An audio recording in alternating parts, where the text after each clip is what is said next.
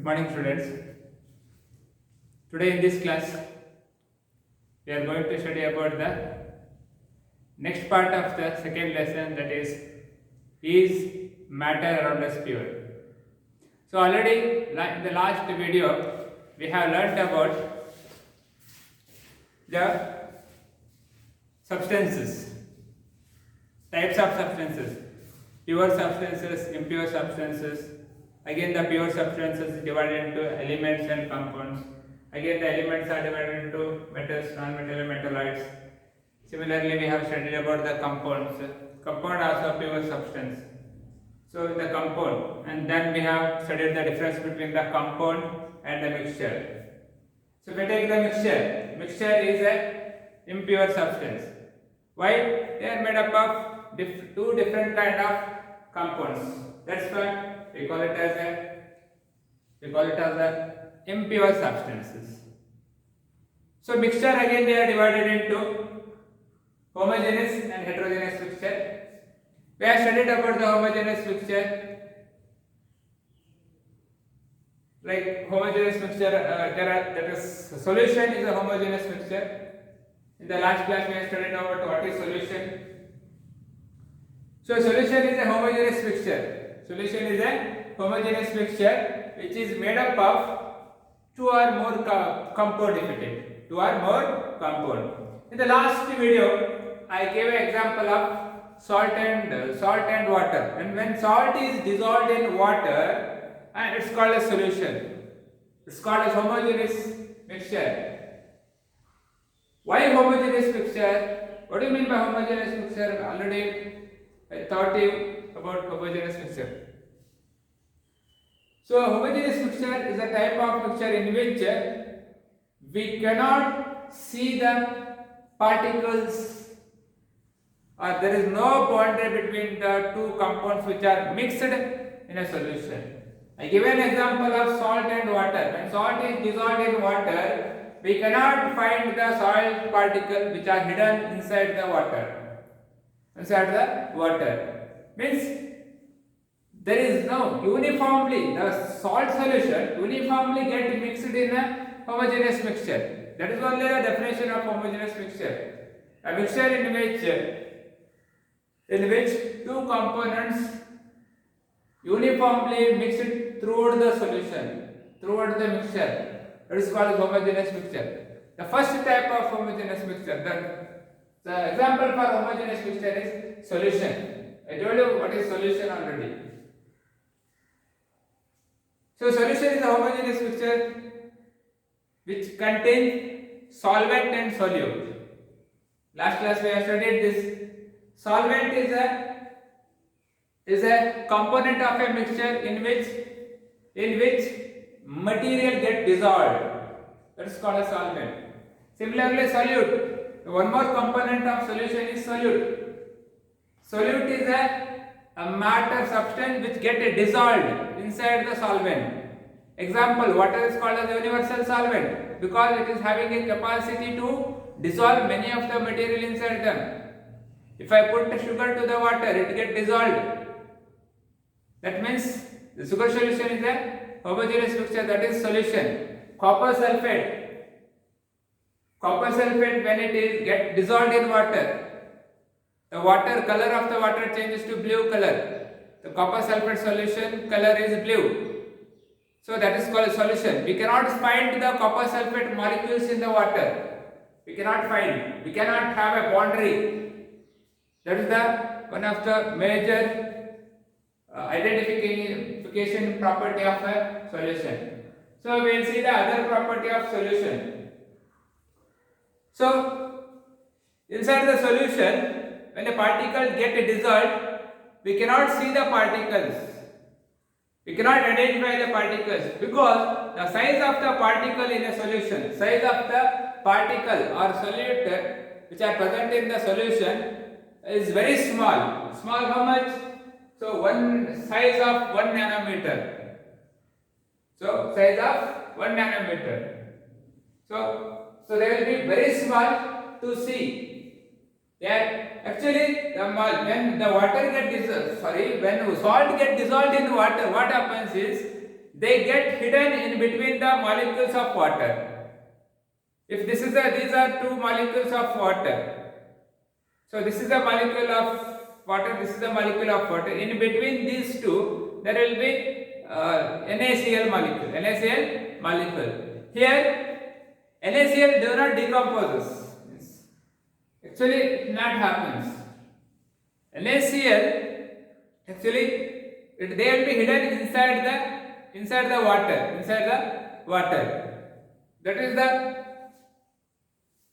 That's why we cannot see that because they are very small. The particles of the solution is around 1 nanometer in size, and because of this only, if we take, we cannot separate the salt from the water which is dissolved. When the salt is dissolved in water, we cannot separate that salt from the water by simple method like filtration. We cannot use filtration method to separate the salt from the water because of this reason only, that is very small. During the filtration, the soil, the salt particles also get filtered in a filter paper. Means the filter paper, the pores are very small, so that 1 nanometer size particle also filtered in that. So I will show you in the practical session of this lesson. So definitely I am going to do the one more video on practical session about the Tyndall effect, about the difference between solution, colloid and suspension. That way I am going to show you. Filtration I will show you. So like that we will see that what happens actually. Why it cannot be filtered? Why filtration method cannot be used?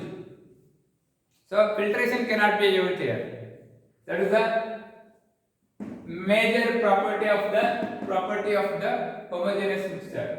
See, our solution. Solution is a homogeneous mixture, you know it, because the particles are uniformly mixed in a mixture. Second, the size of the particle in solution is very small, around 1 nanometer size. That's why filtration cannot be used to separate the solid from solution. Then Tyndall effect cannot be seen. What do you mean by Tyndall effects? Scattering of light when it passes from one medium. The light scatters. So the scattering of light can be seen in colloids also and suspension also. So the Tyndall effect cannot be seen in the solution. Tyndall effect. Scattering of light is called as Tyndall effect. So about Tyndall effect I will tell you about later in the colloid and suspension concept, because here it is not seen. You just remember of scattering of light. Light will be scattered because of the particles present in the mixture. If the particle size is more, then the Tyndall effect is also means scattering of the light will be more. We will see that later in the practical aspect of the lessons. Then they do not, I told you, they do not scatter the light, so the path of the light cannot be seen. So if you take a laser light and try to pass, when you pass that laser light to the solution, inside the solution we cannot see the path of the light. Path of the light cannot be seen. Why? Because it do not scatters the light. When scattering is there, we can see the path of the light. Otherwise, we cannot see the path of the light. I'll show you I'll show you the practical session. So if you use this dust also, see dust particles you can see here. So dust particles, when the light is passing from the dust particles, what happens? It scatters. So I'll drop this.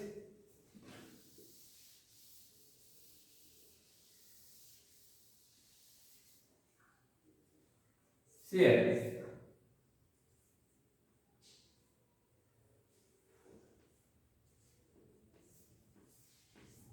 This is a beam of light.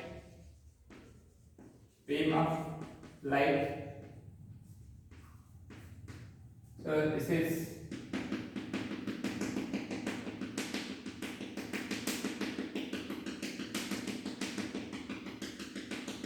particles. So when light falls here, when light comes over here, it starts scattering like this. It scatter like this, scatter. So here this is called scattering of light or Tyndall effect. We'll see that later. So this is how the Tyndall effect happens actually. So see, so they do not scatter the light because the size of the particles are very less. So particles of solution are stable, stability. So stable means what? If the salt solution or sugar solution or copper sulfate solution, if it is kept undisturbedly we kept the solution of salt. The salt which is dissolved in water cannot settle down. It will not settle down. It will not settle down. So pause the video and you can write this concept which is on the board if you want. So this is a beaker. So we take copper sulfate solution. Copper sulfate solution in a beaker. So particles of copper sulfate never settle down. Instead I give an example of shake well before use. Shake well before use. In the medicine bottle there will be written as shake well before use.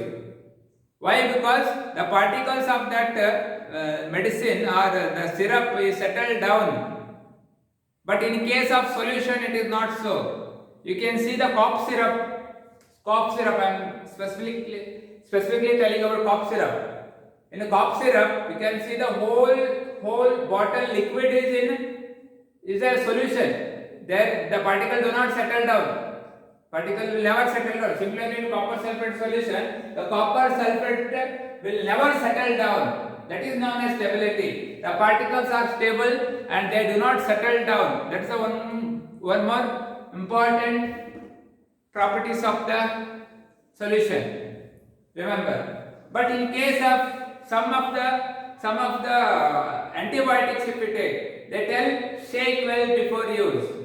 Why? Because the particle present in that suspension will be settled down. If we keep undisturbed for few minutes, they settle down. So that is the best example you can give for the particles of the solution are stable. In the solution stable, where they are means they will be there itself. So next, I told you this point already. We have discussed this point, filtration. So particles of solution cannot be filtered.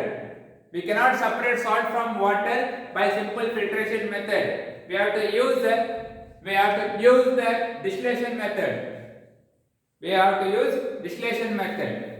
So like this, these are the properties of the solution if it is. Properties of solution. So like this, the next concept is concentration of solution. What do you mean by concentration of solution? We tell concentration of acid like dilute acid, concentrated acid, moderately concentrated acid. We tell.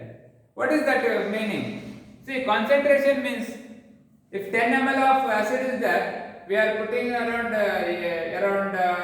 20 ml of acid is there. You think that 20 ml of HCl. We put 80 ml of water means that is called a diluted. Means the amount of HCl which is dissolved in water is very less. That is 20%. 20 ml of HCl is dissolved in water means the concentration is very less now. Similarly, the concentration of solution. So what is this concentration of solution? Concentration of solution means what? The amount of solid which get dissolved in the solvent at a given temperature. At a given temperature, how much solid is dissolved in water or in any solvent is called as solution. It's called as solution. See, copper sulfate. We are taking 100 ml water, 100 ml water, and we are putting around 10 grams, 10 grams of copper sulfate to this 100 ml water and get dissolved at a given temperature. This is called as concentration of solution. How much? So that can be calculated. If you know the amount of water and if you know the amount of the solute dissolved in the water, then we can calculate the concentration of the solution. Percentage concentration of the solution by this formula which is given over here.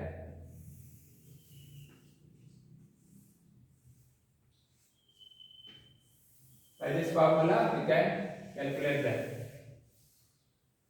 By this formula we can calculate that. Concentration of solution is equal to mass of solute and mass of solution into 100. By this formula we can calculate the amount of solution or solute present in a solvent or amount of solvent present in a solute also, solution also we can calculate this. There are some numericals which are given in your exercise. Go through that numericals and you can solve this very easy, simple mathematical steps you have to follow here to calculate the concentration of solution. So concentration of solution means what? The amount of solute which can be dissolved in water in a solvent at a given temperature is called as the concentration of solution. So, an important concept of the lesson, numericals are given in this chapter. Go through the numericals. Solution. See, I told you concentration and dilute. Similarly, here there is a solutions which are called as saturated solution, unsaturated solution. Saturated means what? What do you mean by saturated? So, I have an example like if we eat. So we are having a lunch. We take the food. After some time, so we feel like not to have the food. Enough. For me, it is enough. I have taken already enough of food. For me, that enough. So we feel like that. So my stomach is full now. So that feeling is called a saturation. Somebody is irritating you, and the irritation level has a height of it. Then you get angry. Because your saturation level to that irritation has full up now. Saturation. You get angry now. Means that is saturation point. We cannot tolerate the irritation after some time. Like that. Similarly, saturated solution. If you take 100 ml of water means if you are putting copper sulfate solution, after some time, whatever the copper sulfate you put into the 100 ml of water, it will never dissolve. Then that condition is said to be as saturated solution. One more example I will give, like when you are making a sugar solution, we dissolve the sugar, or those person who make sweets, or your mother may be making a sweet. So she wants a sugar syrup. Gulab jamun is the best example, sugar syrup. So we place a bowl of water in a vessel, and we put a sugar and we heat it. So it get dissolved. Or simply you can dissolve it. When we are making lemonade, we take a cup of water and we add a sugar, it get dissolved. We add more sugar, it get dissolved. And then we will put sugar, one more spoon of sugar you will put, it get dissolved. After some time, the sugar whatever you put to that glass of water will never dissolve. That point is called as saturation point.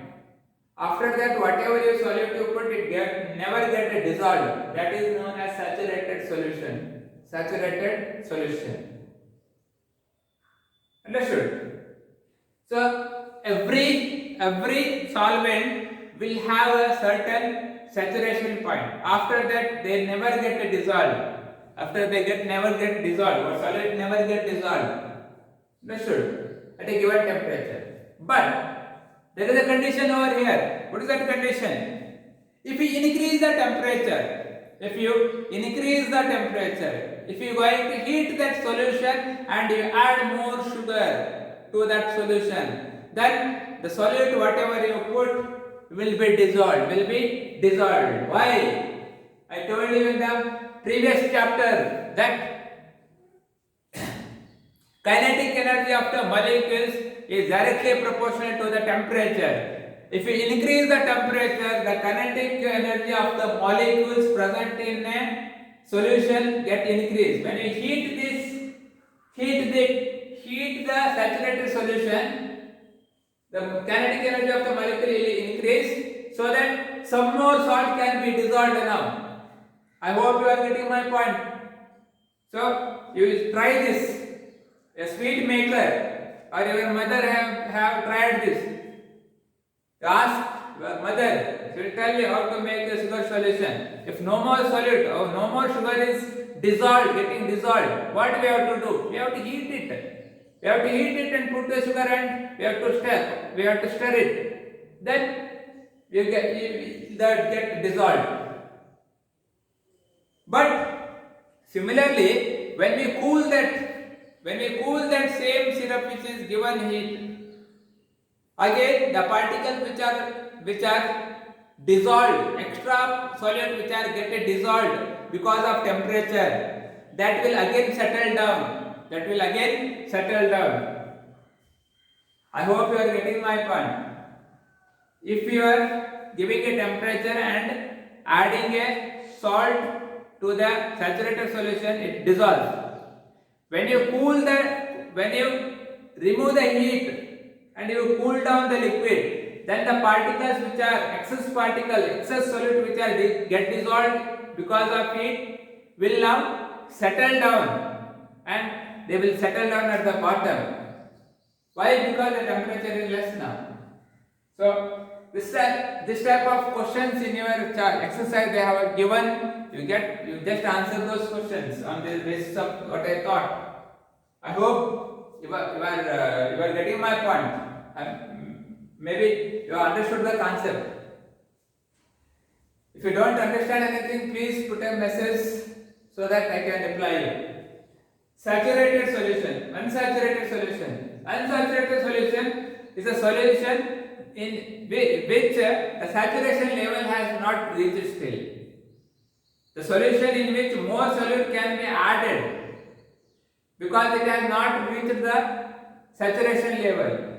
Those type of solution are called as saturated solution. So unsaturated solution. If you have 100 ml of water, you can add sugar now because no sugar is there. That type of solution is called as unsaturated solution. What is that? Solution in which solute can be dissolved to get a saturation level. To get a saturation.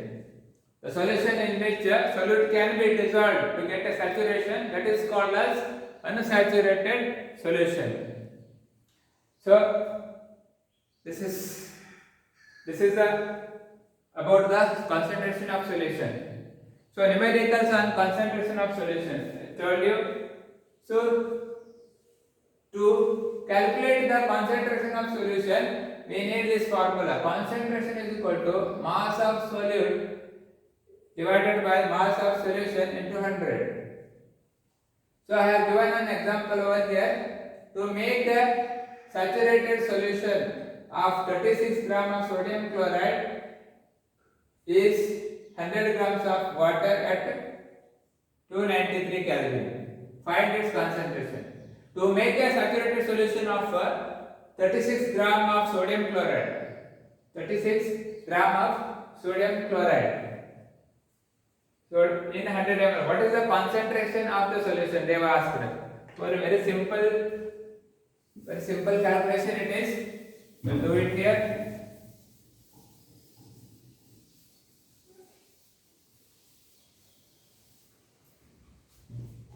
So See here, you have to write the data now.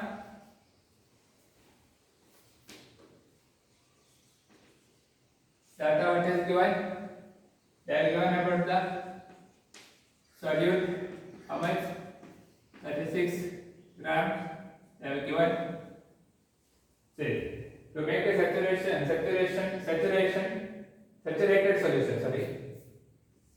solution of 36 grams of sodium chloride means sodium chloride is a solute which is dissolving in water now. So 36. So what is the solvent over there?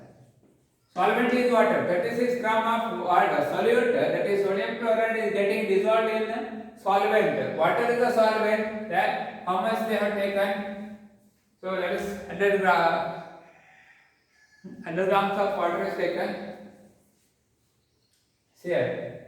So we have to know the amount of solute. So amount of solute, solution you have to calculate. How to calculate the solution? So solution is equal to solvent plus solute. You know that solution is nothing but solvent and solute. Component of the solution. I told you we have learnt in the last video. Solvent is, see here, what is solvent? Solvent is 100 plus solute is how much?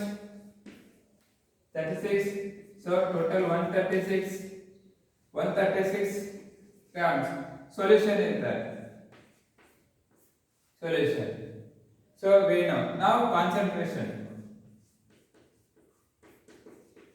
Concentration of solution.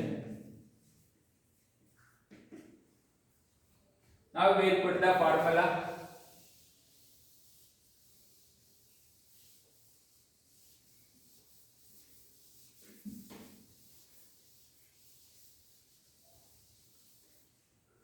So formula you put now.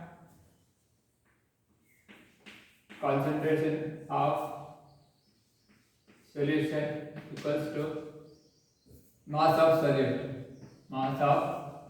solute divided by mass of solution into 100. So mass of solute we know how much it is, 36 divided by solution. They have given about solution. So solution, solvent plus solute, 100 plus 36, 136 into 100. So you get, if you multiply this, 3600 divided by 136. So answer is how much? Take 26.27%. So this is the concentration of solution. Such type of problem is given in your textbook. Follow this method and do the problems. Means 26.47 is a concentration of solution. Means that much of concentrated. If it is 50% means half of the solvent means it is more concentrated. If you take it is less concentration. If you increase the solvent, so it will get this percentage get above, means it will be high. The concentration will be high. Like this way, we can solve we can calculate the amount of concentration of solution. We can know the concentration of solution. Similarly, sometimes they give the concentration of solution and they ask about to calculate the solute. Sometimes they give solute and percentage of solution, concentration of solution, and they ask what is the mass of the solution. So such type of problems also is given in your textbook. Please go through that. So in the next class we will do some more numericals on this, where they have not given the solute but they have given the concentration and solution. Such type of problems also we can do in the next class. So I hope you have understood the concept what I thought in this part of the video. So in the next next class we will study about the colloids and suspension. After that we will see some practical aspects of the lesson. So thank you very much. If you like the video, please comment on the video and subscribe my channel so that you can get the notification of the new videos uploaded by me. Thank you very much.